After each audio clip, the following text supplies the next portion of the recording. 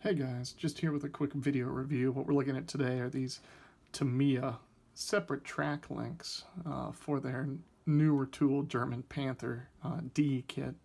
Kit's a couple of years old, but with all the new Panthers coming out, these tracks are still pretty relevant. So these are individual track link replacements for one of the weaker parts of the base kit, which are the kind of rubber band style vinyl tracks, which look decent, but they're missing the hollow guide horn, which is really apparent, of course. And they're rubber bands, so they don't have the nice sag and everything.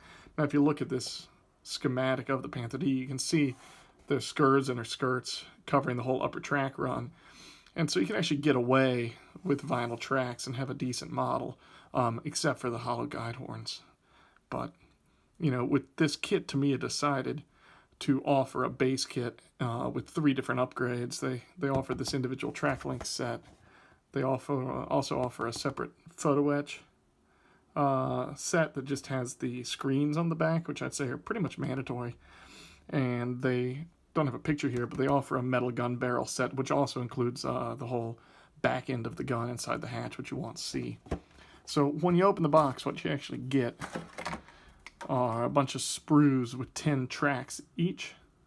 You get a total of 180 tracks. You need 170 for the tank, so you end up getting 10 extra, assuming they're all well done.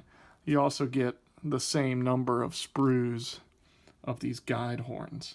And so what you have to do for each track, you need to cut off a pair of guide horns, glue them on, and then the tracks themselves snap together. Now, there are really beautiful quality. Honestly, to me, to look at them, they're as good as any of the metal ink or resin aftermarkets I've seen. The only real issue I have at all is there are these ejector pin marks just on the inside. Now, they're very shallow and they're kind of track by track dependent. Some of the tracks really don't even have them.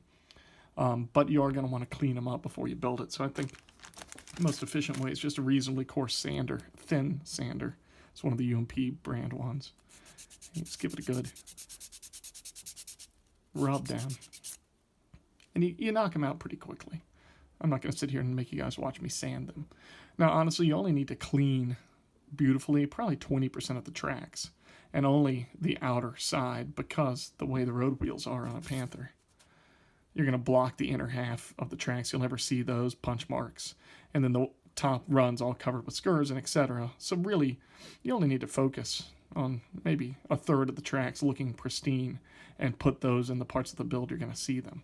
Now, once you've sanded the tracks down, the easiest way to do it, and the only real place to make a mistake with this, is when you add these guide horns. They are directional. They only fit properly one way.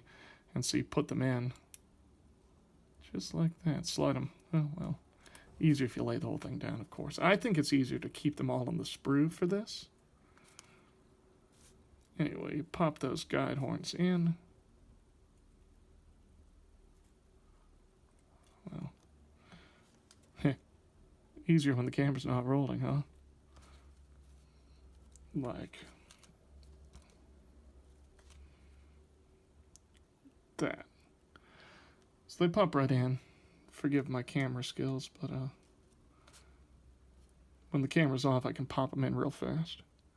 Anyway, you pop them in like that, and then once they're in, you can just touch a little Tamiya extra thin cement to them, glue up all 10, and then once they're set, after a couple minutes, you just trim them off the sprue on each side. No further cleanup needed.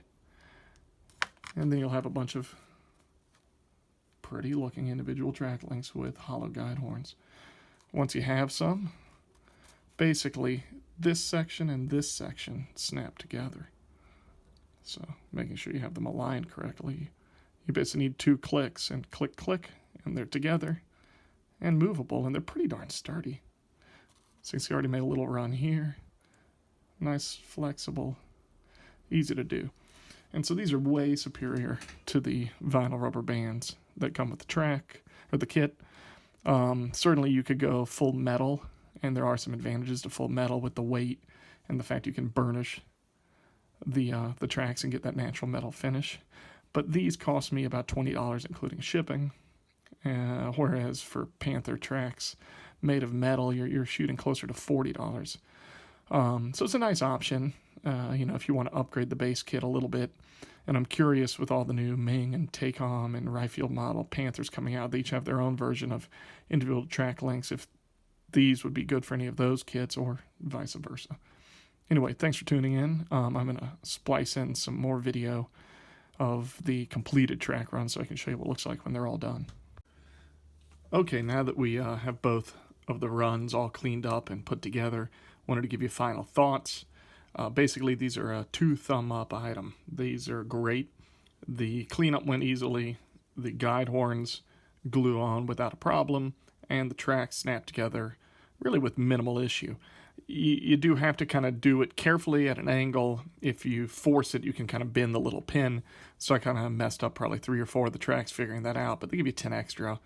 Once you're done, they're plenty strong enough to prime and paint and weather off the kit, and then put them together and on the final tank at the end, which will give you a much easier time getting a nice looking model.